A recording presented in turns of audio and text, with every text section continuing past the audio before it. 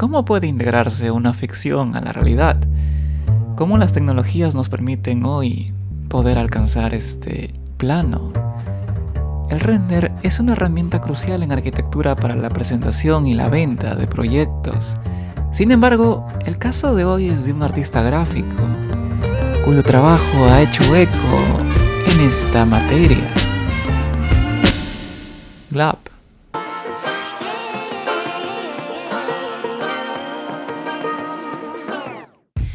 El denso trabajo del dibujo a mano alzada se vio alivianado finalmente en el invierno del 82, cuando se fundan las primeras oficinas de Autodesk en California. Esta es la piedra angular para iniciar en el proceso del desarrollo de planos 2D y luego de modelos 3D. Irónicamente, este mismo año se funda Adobe para que en el 88 se integre como programa oficial a Photoshop. En el 99 se forma 3 Studio Max por parte de Autodesk.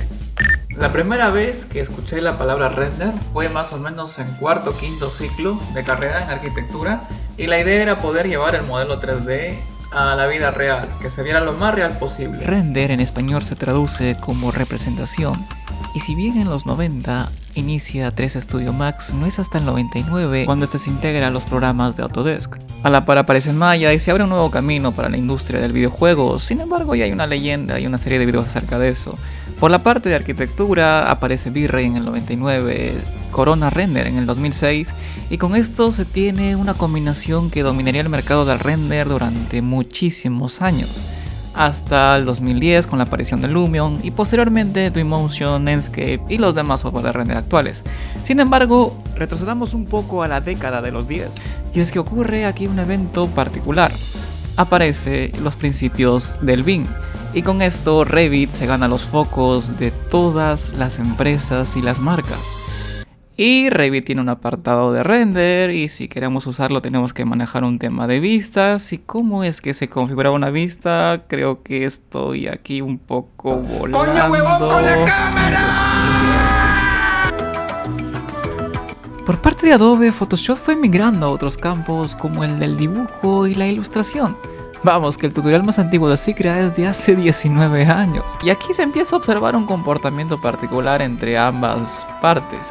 Por un lado, se utiliza Photoshop únicamente para la parte de postproducción y para la parte de collage de arquitectura, en la presentación de proyectos conceptuales o de proyectos urbanos. Sin embargo, algo llamó mi atención, y es que mientras realizaba estos collages, me di cuenta de que se podía integrar la ilustración o el dibujo digital al modelo 3D. Pero, ¿hasta qué punto se puede integrar estos dos campos? Bueno, ya había alguien que se había hecho también la misma pregunta, pero desde otra perspectiva. Y es que en el dibujo ya hay un campo que es el hiperrealismo, el estilo hiperrealista, en donde se iguala un dibujo a lo logrado por una fotografía, y ahí se pierde un poco el estilo o el alma del artista. Entonces, ¿qué pasa si llevamos eso al campo del render? Pues que al final de cuentas todos los renders se ven iguales. Más o menos a lo que le pasa a la IA hoy en día. Previamente al surgimiento de la inteligencia artificial, aún se podía distinguir qué render había sido hecho tanto en V-Ray, en Lumion, o hasta en D5, en Twinmotion, etc. Sin embargo, hoy en día esto está más estandarizado y lo hace bastante complejo. Vamos, que estamos entrando en una era en donde los estilos se están perdiendo, se están estandarizando. Es por ello que es muy interesante estudiar la respuesta que dio Glab ante la pregunta anterior. ¿Cómo él usa Blender para poder extraer partes de una composición artística y luego mezclarlas con su metodología de dibujo a partir de distintos pinceles, distintas formas y composiciones, y así lograr un estilo, uno que vamos a intentar hoy descifrar en esta segunda parte del video. 6, 7. No me arrepiento de este amor, que me cueste corazón, Amar es un milagro y yo te amé como nunca jamás lo imaginé. Para el primer ejercicio revisaremos al artista Brock and Draw, utilizando el método de valores en escala de grises o blancos y negros. Dibujaremos con un único pincel, en este caso voy a usar el de tinta líquida que viene por defecto en Photoshop, pero pueden usar cualquiera, para aplicar las sombras y luces de acuerdo a las características de cada material. Voy a imitar o voy a replicar imágenes de obras que ha hecho el artista anteriormente, como se va a ver a continuación. Primero seleccionamos las imágenes que queremos imitar, colocándolas en una capa inferior a la capa en donde vamos a dibujar. En el fondo usamos un color gris o plomo para proteger nuestra vista y procedemos a dibujar con el pincel que están viendo de fondo, ajustando la opacidad del mismo, tomando en cuenta que en las sombras más duras utilizamos una opacidad mayor en el tono negro, mientras que en las luces de reflexión utilizamos mayor fuerza en el tono blanco. Por otro lado, para hacer difuminados o hacer tonos intermedios utilizamos una opacidad intermedia de acuerdo al color blanco o al color gris o al color plomo que ustedes estén eligiendo. Esto depende bastante de cómo su flujo se va adaptando y se va creando. Recuerden siempre hacer este ejercicio de una forma orgánica, de la forma más rápida posible también, no tratando de lograr la perfección ni que quede esto tal y cual está en la imagen, sino más bien que puedan soltar su mano, que puedan ir adaptándose al pincel, a la postura de la imagen y que poco a poco vayan generando un registro visual o una memoria subconsciente que les ayude en un futuro a próximas composiciones u obras. Así como también traten de utilizar el codo y no solo la muñeca al dibujar. Esto depende bastante de la tableta gráfica que ustedes tengan. A continuación les mostraré cuál es la mía y vamos a pasar a la siguiente fase.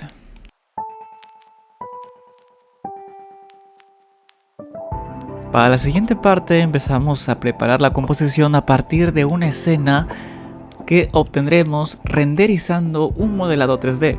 Les estoy dejando aquí el modelado que estoy usando y voy a empezar a configurar texturas, materiales, iluminación y otros apartados para obtener una calidad y unas escenas que nos permitan dibujar sobre la misma.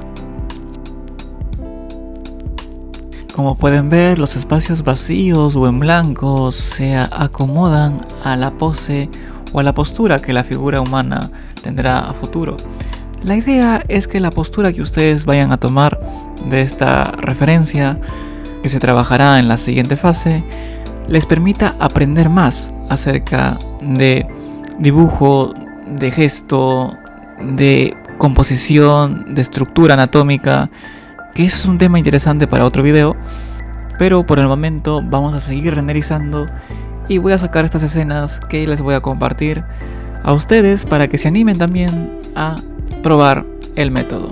Entonces sigamos a la siguiente fase.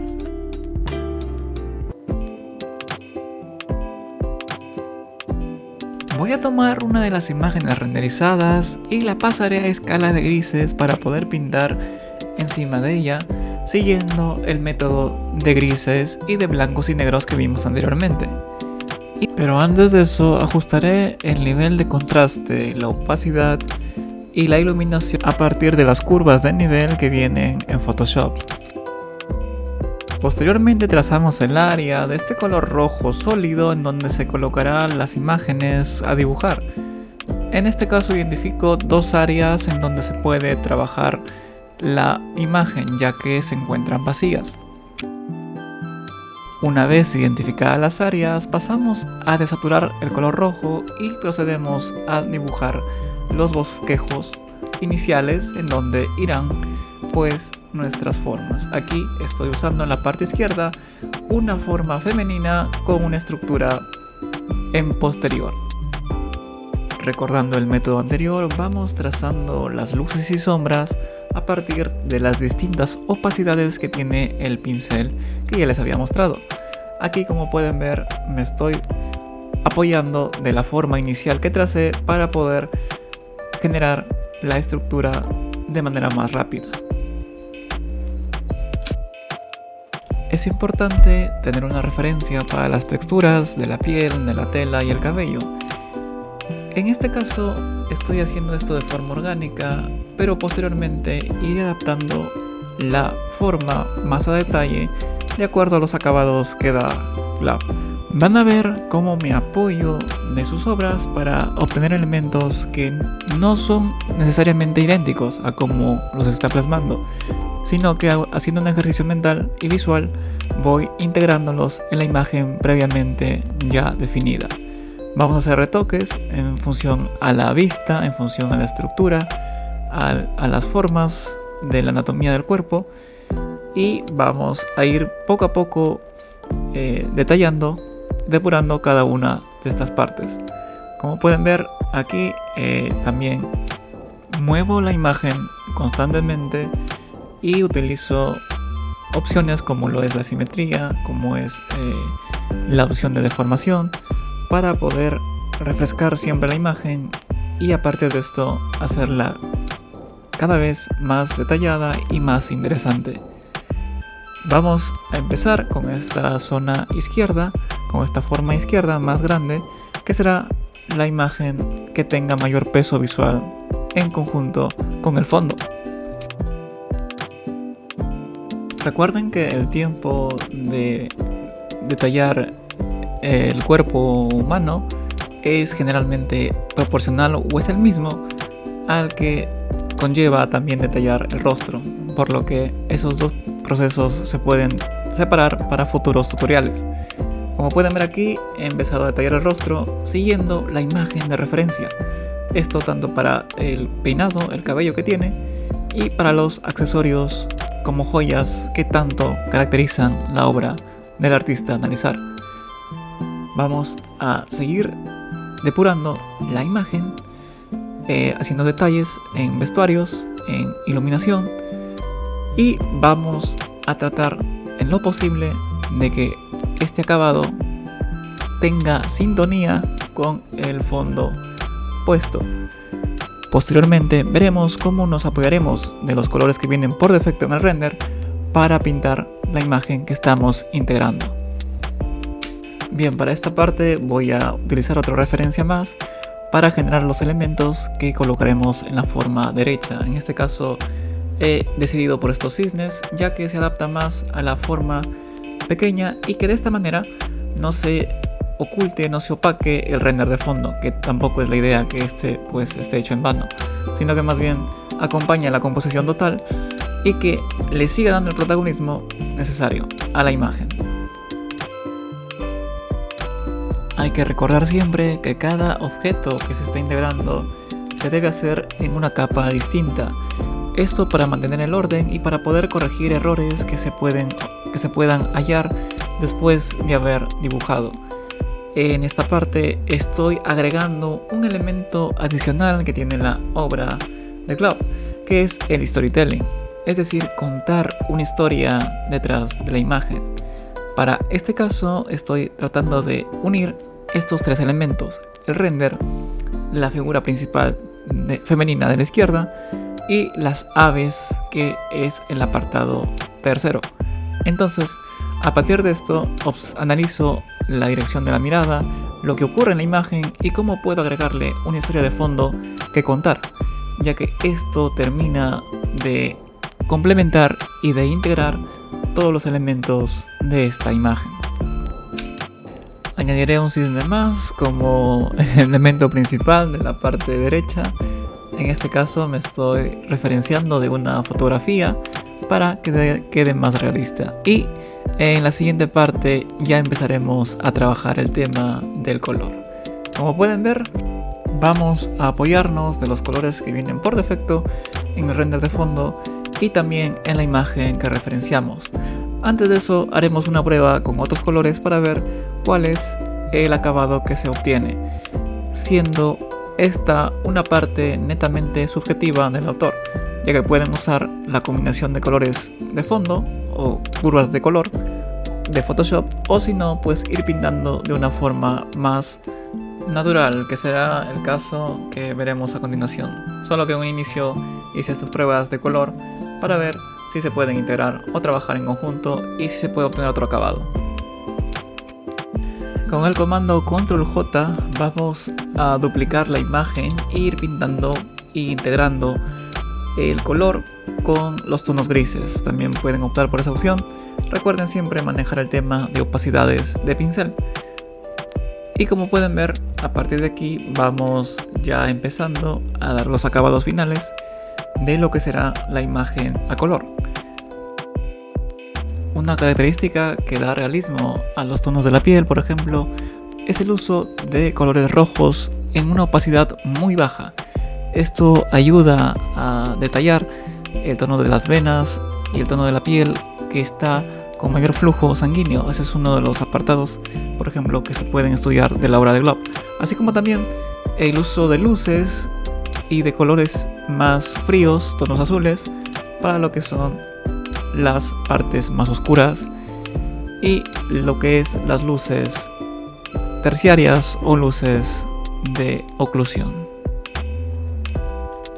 Recuerden también que el Ambient Occlusion o luces de oclusión o oclusión ambiental es un apartado de los software de renders para poder determinar los tonos de fondo o los tonos ambientales de iluminación. El más característico es el azul.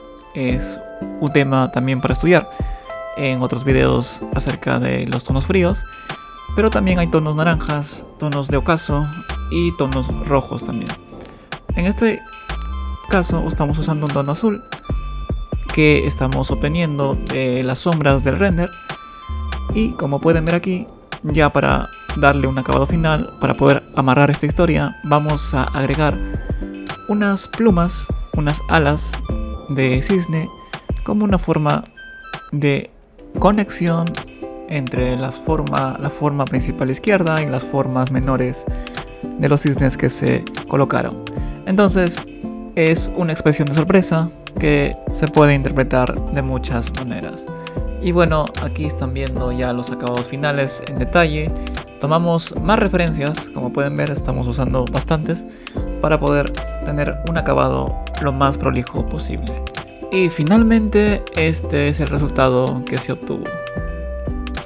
Si has llegado hasta esta parte del video, agradecerte por verlo completo, darle like, comentar de qué temas más quieres que hable. Estaré hablando de arquitectura, de ilustración, tal vez también de matemáticas un poco y de cultura en general.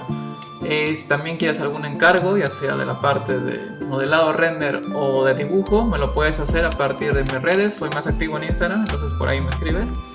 Y bueno, nada, hace un tiempo me abrí TikTok y estoy haciendo una aplicación para sacar clips de aquí, entonces también me verán por TikTok, ahí lo dejaré en mis redes. Gracias por ver hasta acá, trataré de subir videos más seguidos. Y nada, gracias por todo.